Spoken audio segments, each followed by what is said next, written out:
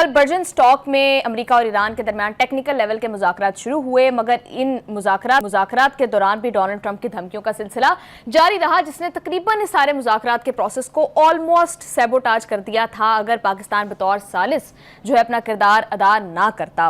As of now situation ये है कि ईरान का जो डेलीगेशन था वो तेहरान के लिए वापस मूव कर चुका है और इसके साथ साथ बैनुल-अक़वामी हलकों में कल के मुज़ाकरात सेशन को एक अहम पेशरफ्त कहा जा रहा है, क्योंकि इस सेशन के अंदर, मुज़ाकरात के सेशन के अंदर नेक्स्ट 60 डेज़ में जो मुज़ाकरात होंगे उसके लिए एक ब्रॉडर फ्रेमवर्क जो है वो तैयार कर लिया गया है।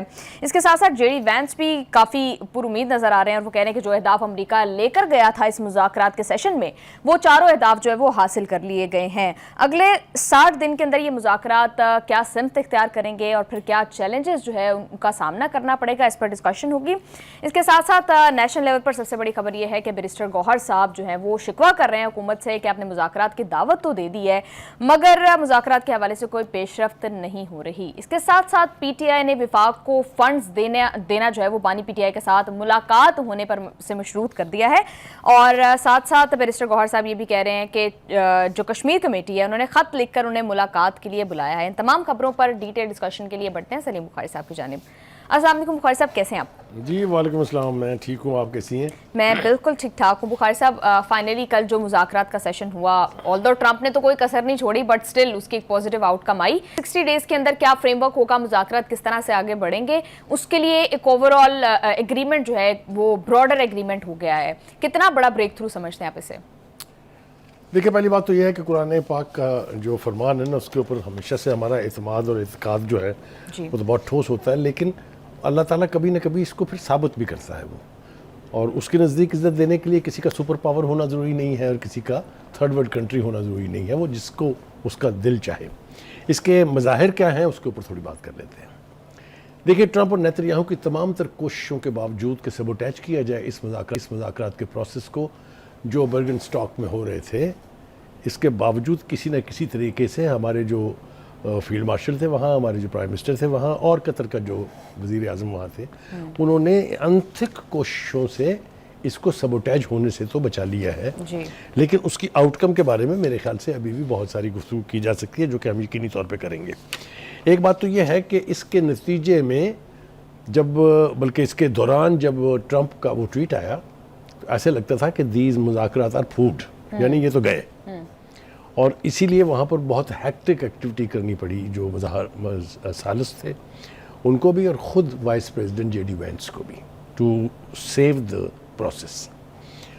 तो ये मैं समझता हूँ कि जिस तरह नेतन्याहू ने हर कोशिश की कि लेबनान के अंदर आग लगाए रखे और मुज़ाकरात होने की बजाय जंग जो है वो जारी रहे, इसी तरह ट्रंप ने भी ऐसी ही हरकत की। क्यों की है मैं इसको क्वालिफाई करूँगा कि क्यों की है।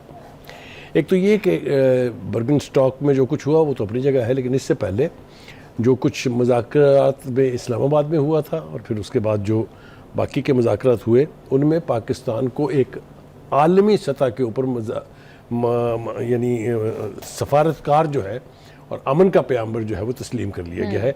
इसके नतीजे में हमारे पड़ोस में क्या सफ़ाई मातम होगी वो मेरे ख्याल से बयान करने की ज़रूरत नहीं है, वो बार बार हम कह चुके हैं। क्या खोया क्या पाया इन मुज़ाकरात में जो बर्गन स्टॉक में हुए, दैट इज़ इम्पॉर्टेंट। आउटकम क्या है, और ये मैं आपको प्रिसाइसली बता रहा हूँ, अंदाज़ा इसमें कोई नहीं है।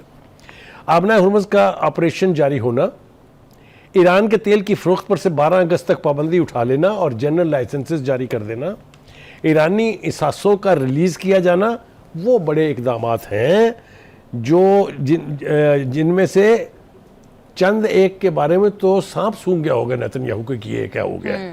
ये चारों चीज़ें जो मैंने बताई हैं, ये चारों की चारों आउटकम जो हैं they are in favour of Iran जी।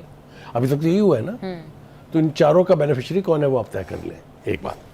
दूसरी बात ये है कि नेतन्याहू अभी भी कोशिशें कर रहा है, और कल ट्रंप ने जो ट्वीट किया था वो इसी सिलसिले की कड़ी थी। मुझे लगता है वो गर्दन तोते की फिल्म रोड़ी उसने, फिर अचानक एक ठा करके बयान आ गया जो nobody was anticipating, not even JD Vance. उसको भी पता नहीं था कि पीछे तो नहीं छोड़ी जाएगी जी। तो वो दरफंतरी जो छोड़ी गई वो बिल आखिर कारगर साबित नहीं हुई। लेकिन असल बात क्या है, असल बात यह है कि ये जो आउटकम मैंने आपको बताई है ना कि ये 4 चीज़ें हुई हैं और चारों की चारों ईरान के हक में, इससे तवज्जो हटाने के लिए सॉरी कि मीडिया ना बरस पड़े इसके ऊपर, ट्रंप ने वो ट्वीट किया। किस हद तक वो अपने इस मकसद में कामयाब हुए वो तो अलग है, लेकिन जो हम आपको बता रहे हैं कि ये है आउटकम अब तक के मुज़ाकरात की। और अब वहाँ पर रोड मैप जो है चूँकि तय हो गया है, फाइनल हो गया है, 60 रोज़ में दीगर जो मसाइल हैं उनके ऊपर तफसील के साथ गुफ्तगू और नताइज जो है वो अख़ज़ होते रहेंगे। जी, इन्हीं मुज़ाकरात के नतीजे में न सिर्फ ये कि लेबनान पर जंगबंदी नाफिजुल अमल हो गई है, बल्कि नेतन्याहू को अपनी फ़ौजें वहाँ से वापस ले जानी पड़ेंगी।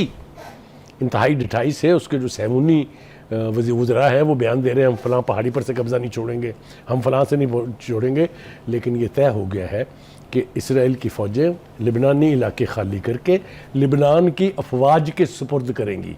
दैट मीन्स वो जो ये था नेतन्याहू का रवैया मैं नहीं मानता, that has also been proved. वो भी ज़मीन लेकिन बुखारी साहब, नेतन्याहू तो कॉन्स्टेंटली बयान दे रहे हैं कि हिजबुल्लाह में अपनी बफर जोन लिबनान में अपनी बफर जोन जो है उसको बनाए रखेंगे।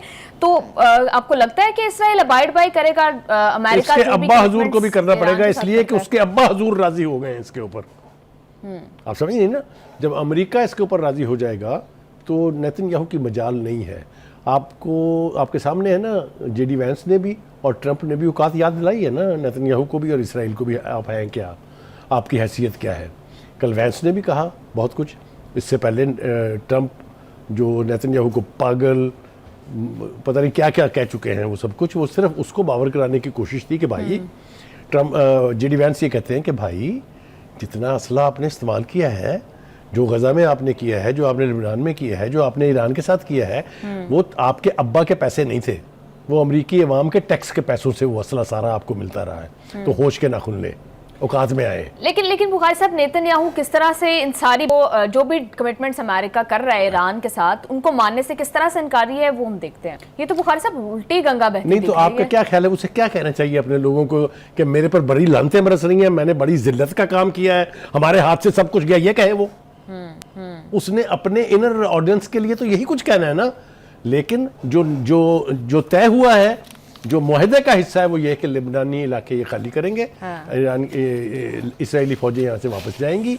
तो ये कहने का मतलब ये है कि ये इस किस्म के बयानात से कोई फ़र्क पड़ने वाला नहीं, क्योंकि जो अंडरस्टैंडिंग इन मुज़ाकरातकारों के दरमियान में होगी वही प्रवेल करेगी। ठीक है बुखारी साहब, आपने भी कहा कि पब्लिक कंजप्शन के लिए इस तरह की बातें करते हैं, बात तो आपकी ठीक है। AFP जो है वो रिलीज करता है एक पोल जिसमें बताया जाता है कि 92% इसराइली लोग ये समझते हैं कि ईरान ये जंग जीत चुका है और मुज़ाकरात यानी जो 14 पॉइंट्स मेमोरेंडम है उससे भी ईरान को मुआशी तौर पर फायदा होगा। तो बुखारी साहब, पब्लिक बाय करेगी इस तरह की बातें? रुक जाइए, आगे मत जाइए। ये जो सर्वे है ये न्यूयॉर्क में नहीं हुआ है, ना ये इस्लामाबाद में हुआ है, ये इसराइल में हुआ है। इसराइल की यूनिवर्सिटी ने किया है, 4300 बंदों को इंटरव्यू किया है। तो वो जो कुछ वो कह रहे हैं, आपने चीदा तो बता दिया, मैं थोड़ी तफसील से जाऊंगा। वो ये कहते हैं कि बड़ी अक्सरियत का ख्याल ये है कि अमेरिका और ईरान के दरमियान होने वाले मुआहदे से ईरान को ज़्यादा फ़ायदा पहुंचा है। यही बात तो मैंने इब्तिदा में की ना, अब तो इसराइली कह रहे हैं। आगे चलिए, मजीद बरान 56.4 अफराद ने नेतन्याहू की जंगी हिकमत अमली बुरान से निपटने के अंदाज को नाकाम या कमज़ोर करार दिया। इसराइली कह रहे हैं, हमारे कहने से तो चलिए कोई फर्क नहीं पड़ता है, ये जरा आईना तो देख लिया होगा ना उन्होंने, शक्ल तो अपनी नजर आ गई होगी ना उसमें। दीज आर व्हाट द, वो कहते हैं कि सर्वे के नतीजे के मुताबिक 92.1% इसराइली शहरियों का मानना है कि ईरान इस तनाज़े में फातेह रहा है और इसे इसराइल के मुकाबले में ज्यादा फवायद हासिल हुए हैं। मेरा ख्याल है इसके बाद कुछ कहने की जरूरत नहीं है, हमें कुछ भी साबित करने की जरूरत नहीं है। आगे आ जाइए। जो प्रेसिडेंट ट्रंप है उनकी बनती तो नहीं है अमेरिकी मीडिया के साथ। वो अमेरिकी मीडिया जिसने हमेशा तारीख में जो एडमिनिस्ट्रेशन होती है उसकी पॉलिसियों को, उसके एम्स को हमेशा प्रोजेक्ट किया है, वो मीडिया आज बकौल ट्रंप के बदतरीन है, फेक है, जाली है और पता नहीं क्या क्या। उन्होंने तो मिट्टी पलीद कर दी है अमेरिकन मीडिया की। बड़े credible channels like CNN, New York time, Washington Post, इन सब को तो उसने रुला के रख दिया। वो क्या कहते हैं इन्हीं मुज़ाकरा, अच्छा न्यूयॉर्क टाइम्स कहता है कि पूरी सूरत हाल के ऊपर उसने एक रिपोर्ट शाया की है और वो कहते हैं कि 4 माह की जंग के बाद कोई ज़्यादा तब्दीली सूरत हाल में जो है वो रूनुमा नहीं हुई है। इसके ऊपर वो भिन्नाएंगे नहीं ट्रंप, तो और क्या करेंगे। ठीक है, इस रिपोर्ट पर ट्रंप आग बगोला होकर अखबार पर बरस पड़े और अपनी नाम नेहाद कामयाबियों की एक लिस्ट बयान करना शुरू की। वो क्या है, ईरान में न फ़ज़ाइया रही है, न बहरिया रही है, न फौज रही है, न मिसाइल रहे हैं, न ड्रोन रहे खुल हैं। गई है जो कि ऑलरेडी खुली थी। ठीक है, वही मतलब कहने का ये है कि वो जाल साजी से अपनी कौम को बावर कराना चाहते हैं और मीडिया को गलत साबित करना चाहते हैं। लेकिन जो ग्राउंड रियलिटीज होती हैं उनको आप ना अंडरमाइन कर सकते हैं, ना उसको वाइट वॉश कर सकते हैं। बिल्कुल ठीक है। बुखारी साहब, कल जो मुज़ाकरात हुए, कल जो निगोसिएशन हुई बिटवीन अमेरिका एंड ईरान, बहुत हाई लेवल मीटिंग हुई, तो उसके हवाले से जेडी वैंस क्या कह रहे हैं वो ज़रा देख लेते हैं। बिल्कुल, मुझे तो बहुत हैरत होती है अमेरिकियों की दानिश पर भी, उनकी लीडरशिप पर भी, और उनकी लीडरशिप के बयानात के असरात पर भी। आप ये बताइए, ये कौन सी अचीवमेंट है कि ईरान जो है वो न्यूक्लियर बम नहीं बनाएगा? वो उसने कब कहा था मैं बनाऊंगा? वो आपने 3 मुआयने कराए उनके IAEA के इंस्पेक्टर्स के, उन्होंने तीनों ने रिपोर्ट दी कि कोई शायबा तक नहीं है दूर दूर के ईरान न्यूक्लियर बम बनाना चाहता है।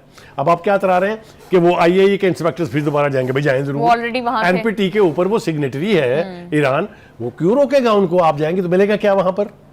तो कहने का मतलब ये है कि ये सब कुछ अपनी अचीवमेंट्स में गिनवा रहे हैं वो, जो पहले 3 मरतबा हो चुका हुआ है। ठीक है। लिहाजा वैंस भी, मैंने कहा ना कि वो आई वॉश कह लीजिए, आप इसको जो मर्जी नाम दे लीजिए, इसको अपनी कौम को शक्ल दिखाने के लिए कुछ तो कहना है ना उन्हें, लेकिन ग्राउंड रियलिटीज उनका मुंह चढ़ा रही हैं, ठीक है। बाकायदा मुंह चढ़ा रही हैं। देखिए जो कल जो धमकी दी ट्रंप ने, उसका जवाब जरा देखें क्या आया। ईरान से बयान करना बहुत जरूरी है। कालीबाफ ने अमेरिका को मुतार रहने का मशवरा देते हुए कहा कि हमारी अफवाज हर हरकत का इफेक्टिव जवाब देने के लिए तैयार बैठी हैं, क्योंकि अगर ट्रंप की धमकियों का हम पर कोई असर होता तो ट्रंप की मायूसी की यह हालत ना होती जिसका इजहार उसने कल अपने ट्वीट में किया। Very correct, it's a very correct assessment. ठीक है जी। वो ये कहते हैं कि इन धमकियों की कोई हैसियत नहीं है। आगे चलिए, जो इब्राहिम अजीजी हैं वो इससे भी एक कदम आगे जाते हैं। वो कहते हैं तुम हमें धमकियां देते हो, हम कार्रवाइयां करते हैं।